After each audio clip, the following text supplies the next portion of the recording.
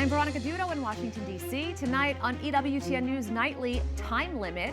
A Vietnam-era law says Congress must sign off on the Iran war after the conflict hits 60 days. But lawmakers can't agree on when that deadline actually hits. Persecution rising. Holy Land Christians report increased targeted attacks, sparking growing concerns over safety and religious freedom. Marian refuge. Amid world conflict, the Walk to Mary unites Holy Family shrines in America. Plus, Pope Leo's Peru. EWTN premieres a sweeping new documentary on Pope Leo's South American legacy of love and mercy. These stories and more tonight. From EWTN, the Global Catholic Network, this is EWTN News Nightly. Thank you for being with us on the Feast of St. Joseph the Worker. Our top story tonight, 60 days into the war with Iran and still no deal that both sides would agree to. President Donald Trump says Iran has made strides, but he's not sure if Iran will ever get there. He says all negotiations with the Islamic Republic are now being done by phone, adding that they want to make a deal, but that Iranian leadership is all messed up. White House correspondent Owen Jensen brings us the latest. Owen? Veronica, good evening to you. President Donald Trump today also told reporters that Iran's leaders are not getting along with each other, that there is tremendous discord. Iran just sent a new ceasefire proposal to mediators. On his way to Florida to give a speech on the economy, President Donald Trump updates reporters gathered on the South Lawn about the latest on Iran. So they want to make a deal, but I'm not satisfied with it, so we'll see what happens. And he's frustrated with Iran's leadership. Well, right now we have negotiations going on. They're not getting there. They are very disjointed. They're extremely disjointed.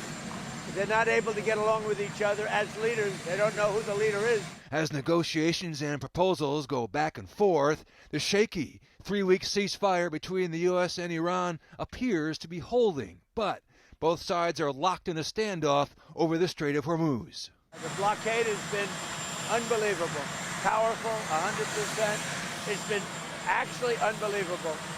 If we left right now, we had a great victory, but we're not doing that.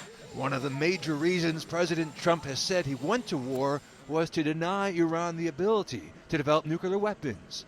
As for options, There are options. I mean, do we want to go and just blast the hell out of them and finish him forever, or do we want to try and make a deal? I mean, those are the options. President Trump said he would prefer, on a human basis, not to attack Iran again.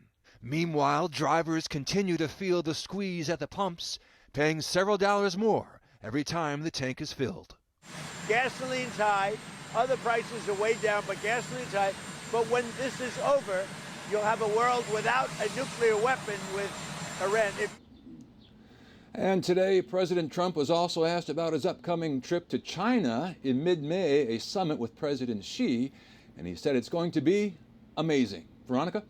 Oh, and what did President Trump say about America's weapons inventory? Is the U.S. running short on supplies? Yeah, good question. The president told reporters today, he was asked about that, and he said he's not worried that the U.S. military has more than it's ever had. In fact, the U.S. has inventory around the globe that it can take when it needs it. Veronica? Thanks, Owen. As we mentioned, today marks a key milestone in the U.S. war with Iran. It's been 60 days since the conflict began. The Trump administration is required by law to get approval from lawmakers to continue the military operations, but will they? Capitol Hill correspondent Eric Rosales joins us with more. Eric, is this going to be a major showdown? Well, it certainly is, Veronica. The 1973 War Powers Act requires the president to secure formal congressional authorization to continue hostilities after 60 days. But the Trump administration has shrugged off these legal deadlines, suggesting that they should just ignore it. Well, it's a move that past presidents have done with both parties. The White House is still weighing whether to request authorization, but the drum is certainly beating louder right here on Capitol Hill among lawmakers who are demanding answers. By the time we get back, we need details, and I think we need to start talking with the administration and in cooperation with them to get a an authorization for the use of military force so that the American people understand the Congress is behind what the president's trying to do. Others agree, but add the president still has short-term options. Under the statute, the administration has the ability to request an additional 30 days. They could certify that we're no longer in the statutory framework if they are ready to draw down and do things differently militarily. So they've got some options there. But the White House is using different math. In early April, President Trump declared that hostilities with Iran had terminated. And in testimony this week, Defense Secretary Pete Hegseth said the clock isn't even running. However, we are in a ceasefire right now, which our understanding means the 60-day clock pauses or stops in a ceasefire. We're not in. Yeah. It's our understanding. Democrats are crying foul and claim the war is illegal. They add crossing the 60-day threshold without a vote by Congress violates federal law. The president calls it a war. The Secretary of Defense calls it a war.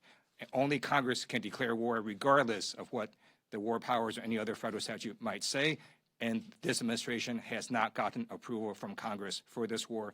This is an unconstitutional war. There is a clear and present danger of more escalation in the warfare there, and we need Congress to oversee and approve or disapprove what's going on. Most Republicans say President Trump is stopping Iran from gaining a nuclear weapon and needs our support. This will come to an end, and I think people need to allow the administration to negotiate. Passing a war powers resolution that calls for an immediate withdrawal actually helps Iran, does not help the United States. So frankly, I think it's stupid. As I mentioned, some Republicans are breaking ranks. Senator Susan Collins of Maine said that the deadline is not a suggestion, it's, quote, a requirement. And there are many others out there. Meanwhile, Democrats continue to hold weekly votes on war powers resolutions trying to prevent the president from acting any further in Iran. The rhetoric is likely to get louder while Congress is on break until the week of May 11th. I'll continue to stay on top of it. At the Capitol, Eric Rosales, EWTN News Nightly. America's national debt has now surpassed the size of the U.S. economy, a historic threshold that hasn't been crossed since the conclusion of World War II. As of March 31st, debt held by the public hit $31 trillion, pushing it above 100% of GDP. That's a level not seen in decades. The nonpartisan Congressional Budget Office projects the burden will only grow, forecasting debt will climb to 108% of the economy by 2030. Economists say the trend raises serious questions about long-term fiscal stability. A disturbing scene caught on camera in the Holy Land when a nun is attacked from behind. We want to warn you, the video may be disturbing. This happened Tuesday near Jerusalem's Old City. You can see the man running up to the nun and pushing her down before returning to kick her. The 36-year-old suspect was later arrested on suspicion of a racially motivated attack. The nun is a researcher at the Dominican-run French Biblical and Archaeological School in Jerusalem.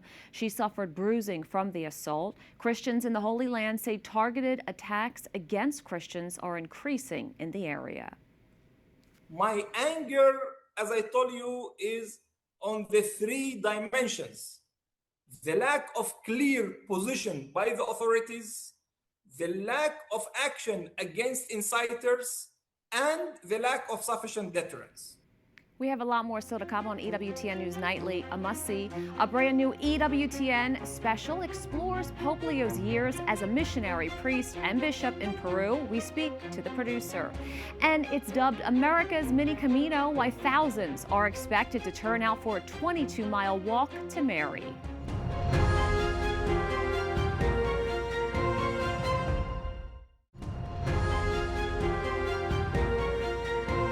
Tomorrow, a record number of pilgrims are expected to embark on a 22-mile pilgrimage called the Walk to Mary. It ends at the first and only Marian apparition site in the United States. The annual walk, dubbed America's Mini-Camino, starts at the National Shrine of St. Joseph and ends at the Shrine of Our Lady of Champion in Wisconsin.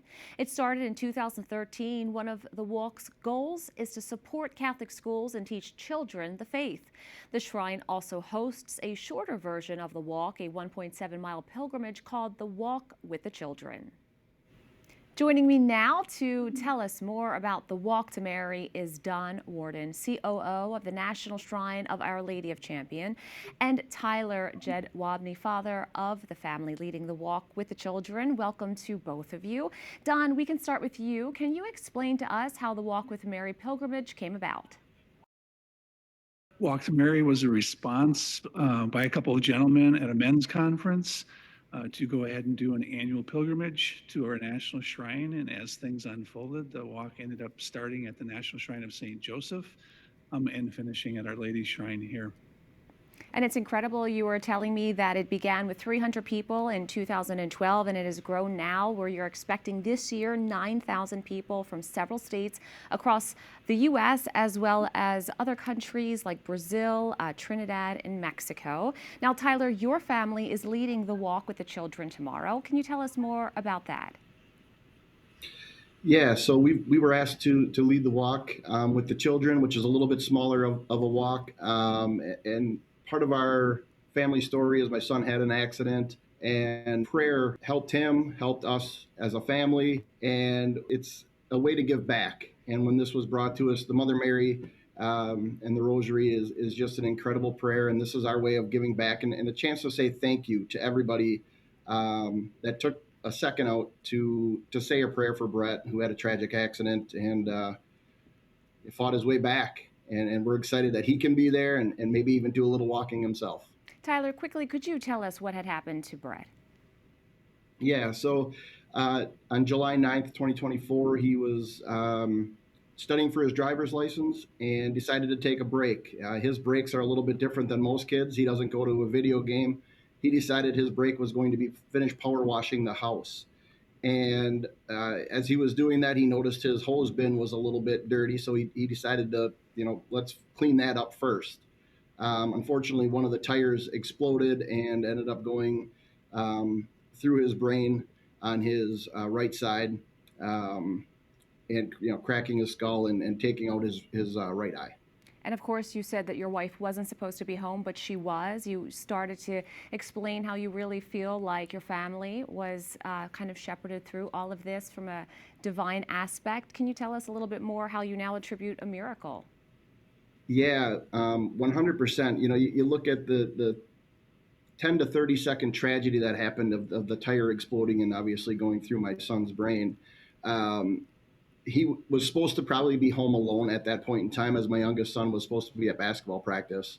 But a circumstance came up where they were still home.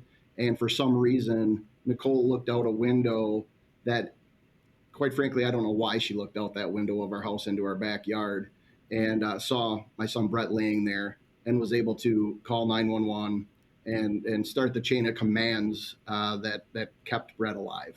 Incredible. Now, Don, in 1859, the Blessed Mother appeared, and this is America's only church-approved Marian apparition site. Can you tell us a little bit about the preparation heading into this event this year and the 22-mile walk?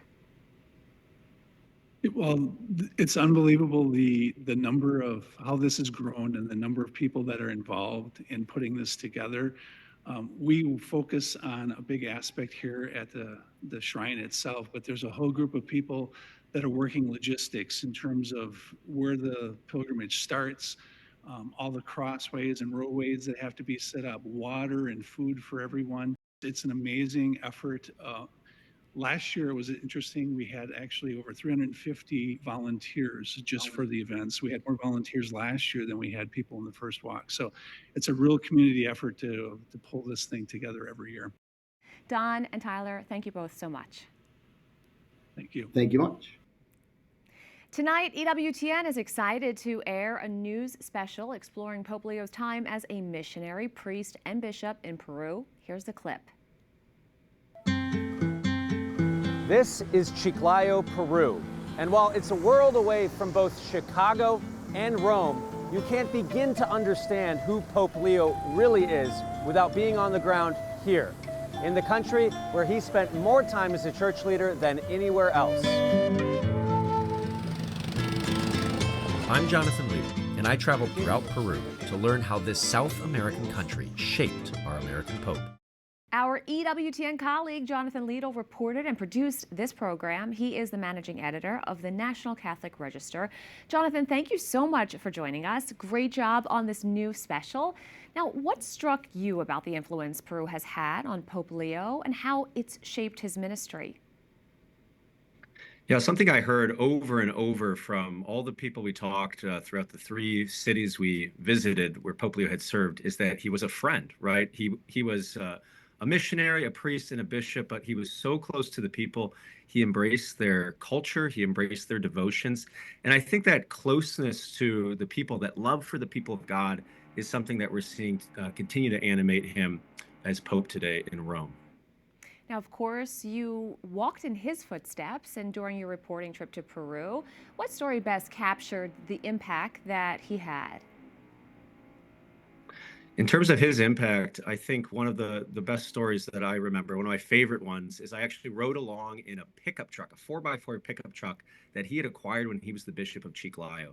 And he did this precisely so that he could go out to those far regions of his diocese up in the Andean highlands. He said that they needed to be all-terrain priests, right? So they needed an all-terrain vehicle to get there.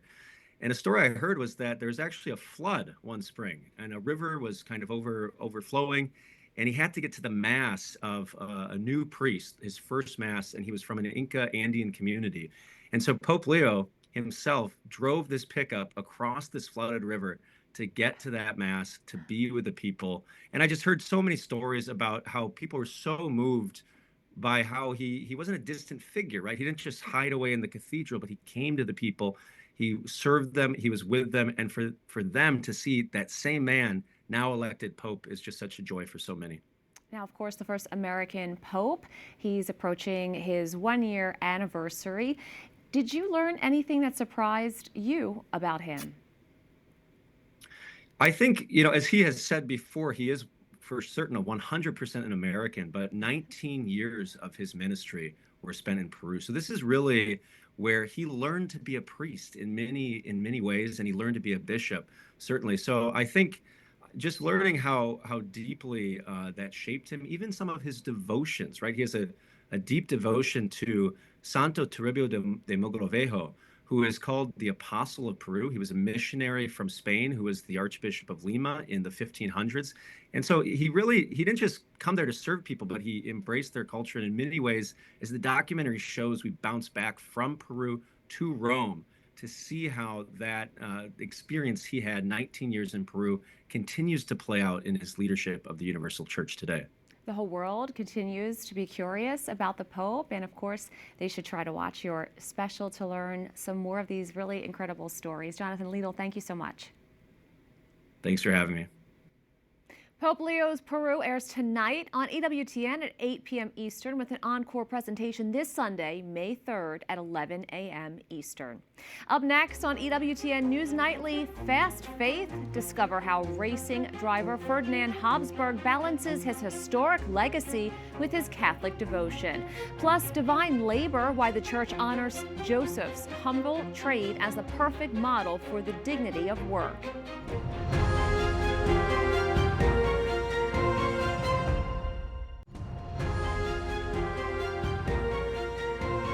Not only is Ferdinand Habsburg a descendant of one of the most prominent families in Europe, he's also a race car driver who is quite outspoken about his personal faith. Andreas Tonhauser had the opportunity to interview him in Rome. Ferdinand, thank you so much for being with us today. And also, let me ask you first, what brings you actually to Rome in these days? Well, it's a huge honor for me to be here on EWTN. I'm really I love to use the app on my phone all the time. It's my first access to the Bible on my phone, so it's really nice to be here.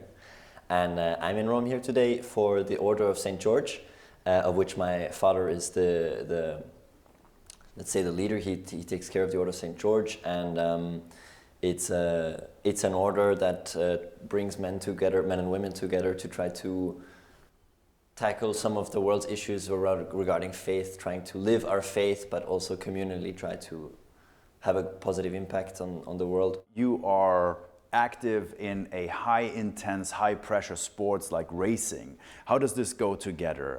A personal life of faith maybe, but also being in this world that is super fast-moving. Yes, I don't know. Sometimes I'm still figuring it out, honestly. But I have a passion for sports. I have a passion for motorsports. It's my job. Thanks be to God, I have the best job in the world in that sense. I feel like faith is the most versatile thing that you can have. So it applies to everything. And every day I'm doing my performance. I'm trying to win races, or I'm preparing for anything. God is the center in every single way, because it's such a wonderful experience to be in the sport, but it's also sometimes very frustrating, like most of those kind of high level things in life, where you can't control most of the things that are going to influence the outcome. I can't control the weather, I can't control how the tires will last, if my engine will last, if my team of 60, 70 people will all make the right decision to try to compete against the best. All I can do is do my best and trust that God will do the rest for me, and then try to win all the races. So do you have like any personal routines or moments of prayer before you get into that race car?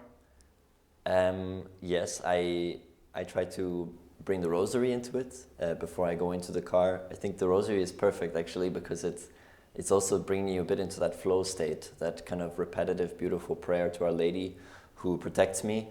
So I get a connection with her, and then also it kind of calms the nerves. I get very nervous before races, because of course there is a danger aspect to what I do.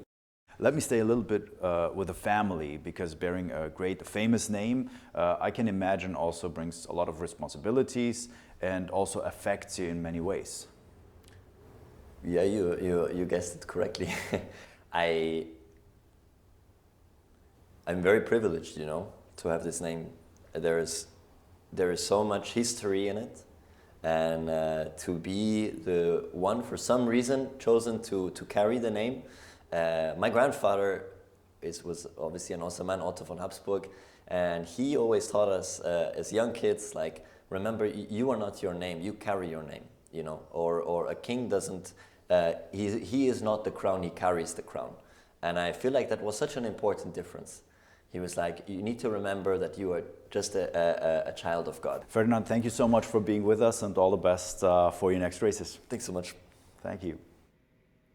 Today is May 1st, and the church celebrates St. Joseph the Worker. The feast day was established by Pope Pius XII in 1955. It's meant to draw attention to St. Joseph's work as a carpenter, but there's more to the story than that.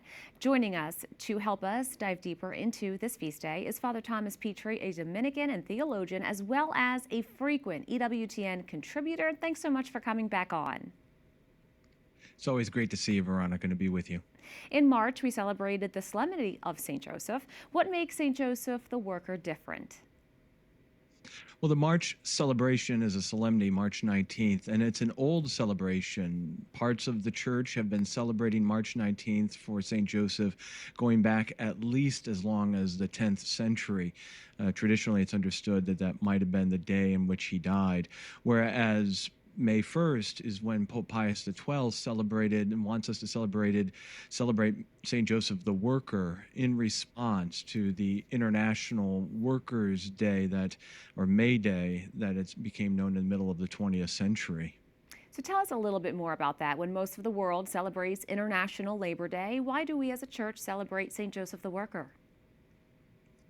International Labor Day or International Workers' Day was established in the late 19th century by mostly Marxist and socialist parties and regimes, with the understanding or the argument that communism protects and supports laborers, when in fact, of course, the 20th century revealed that that's absolutely not the case. Pope Pius XII in 1955 rather turned Catholic attention on May Day to St. Joseph as a worker, to remind us that human work, human labor, is part and parcel of human dignity. It's one of the things that makes us in the image of God. It's how we fulfill the Lord's commandment to Adam and Eve in the garden to tend and to care for creation. Pope Leo has given significant attention to artificial intelligence and its possible risks. How might our understanding of St. Joseph the Worker help us in understanding how to properly use AI? I think AI and its its risk to the labor force is real, and it's something that needs to be prepared for and considered. The laborer, the human person who is engaged in manual labor, whether that is in tilling the soil, whether it's in an assembly line, or perhaps in crafting and creating things with their hands and with their skills, is not a robot. This is what communism, Marxism got wrong. It's what capitalism sometimes can get wrong with review of a laborer, that every time the human person puts a piece of himself into work, a piece of that dignity, that human dignity is conferred on what is created and what is made. It makes us very much like God. We become co-creators with God. St. Joseph the Worker, of course, reveals that human work is part and parcel of human nature and what separates us from the animals and makes us more like God himself. Father Thomas Petrie, thank you so much. Thank you, Veronica. We thank you for watching tonight. Remember, you can follow us on social media, Facebook, X, YouTube, and Instagram at EWTN News Nightly. I'm Veronica Dudo. Good night and God bless.